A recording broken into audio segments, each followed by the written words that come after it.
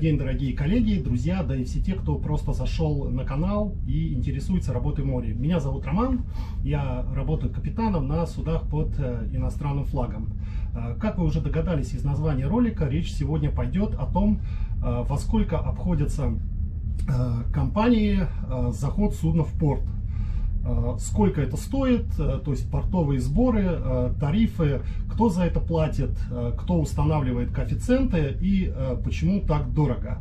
Я это все объясню на примере нашего судна и расскажу вам, во сколько нам обошлась стоянка в Лиссабоне в 1,5 суток. Поехали!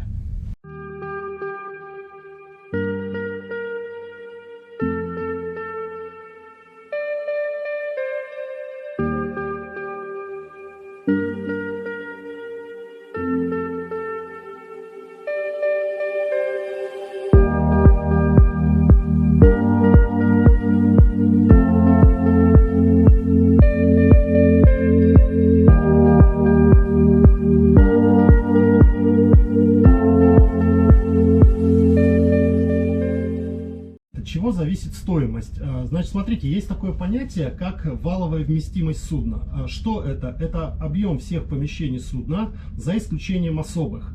То есть за исключением междутонного пространства, там разных танков, цистерн и так далее. Одна регистровая тонна равна 2,83 кубических метра.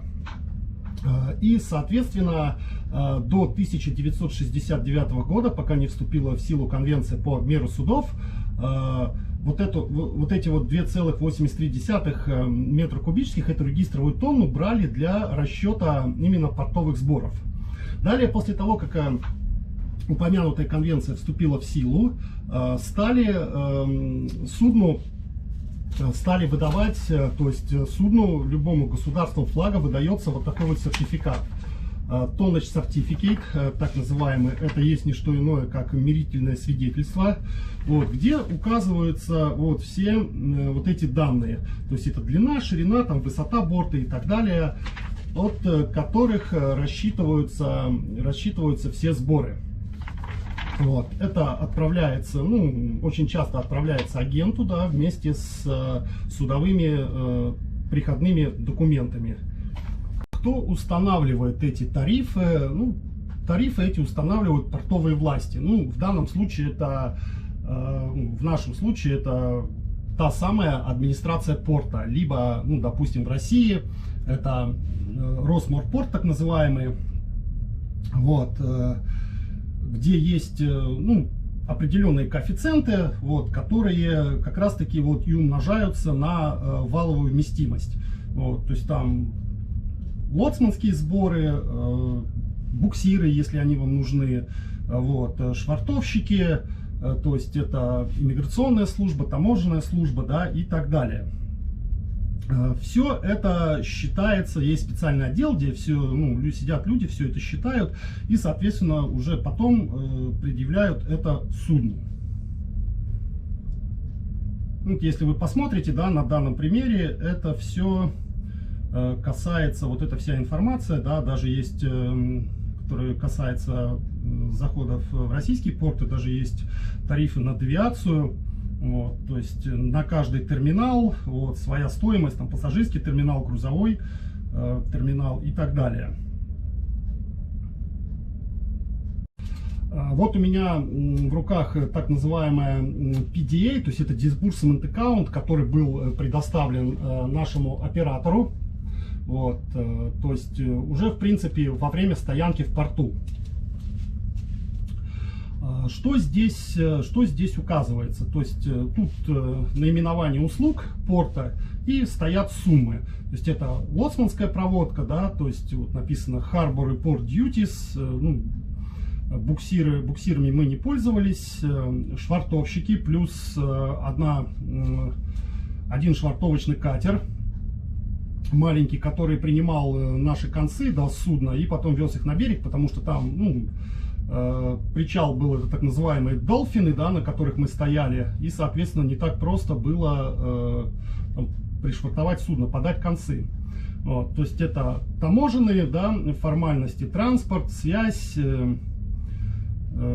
услуги иммиграционной службы, тут даже вот Health Department включен, и вот есть еще графа Vessel Outside City Port Area, тоже 175 евро, ну, видимо, тут у каждого как бы свои тарифы, да, ну, и агентские. Агентские, то есть 2915 евро, самая дорогая услуга. Почему агентский, да, вот это почти 3000 евро, но и вообще кто такой агент, давайте быстренько пробежимся. То есть это человек, да, грубо говоря, лицо, да, которое отвечает за оформление и за оформление прихода и отхода судна. То есть все те документы, которые я ему подаю, а подаю я их агенту, он уже распределяет по разным инстанциям. Вот, соответственно, потом после этого, да, он готовит документы. Вот, то есть, если это погрузка, он готовит все грузовые документы. Если это выгрузка, соответственно, он там готовит там учет столийного времени, да, то есть далее какие-то там декларации определенные и так далее. Вот. То есть это, грубо говоря, представитель капитана, да, в порту, то есть в иностранном порту, в порту выгрузки или погрузки. Соответственно, ну там у нее своя работа есть, да, то есть там какая-то рутинная, да, определенная. Но это именно тот человек, через которого в порту, да, мы решаем там разные вопросы. То, что касается, ну, нашей стоянки, нашего пребывания в иностранном порту. Смотрите, да, вот, если все это сложить, да, полностью, да, все эти расходы, плюс у нас еще была одна перетяжка с южной стороны реки на северную вместе с лоцманом, да, потому что лоцманская проводка там обязательно для того, чтобы мы там смогли забункероваться, взять топливо, так как топлива нам не хватало, чтобы дойти до следующего порта. Поэтому наш оператор заказал там топливо, и, соответственно, они дополнительную услугу лоцмана плюс вот эту вот перетяжку на Lay-Bay Burst, так называемый, на причал, да, они сюда ее включили. Итого получилась полностью сумма там 11 660 евро. 11 690 евро, ну, умножаем на средний курс евро, получаем 1 133 930 рублей. Значит, смотрите, друзья, много это или мало? Вот за 1,5 суток стоянки в порту, ну, наверное, да, это цена, та самая цена, которую нужно платить, да, и обязаны платить, так как ну, просто у оператора нет другого выхода. Учитывая того, что, скорее всего, что это забито в какой-то, может быть, годовой бюджет средний, либо бюджет наперед, да, наверное, это нормально, да, так как, соответственно, все это в будущем за перевозку грузов, да, а именно за это получает деньги оператор, это все окупается.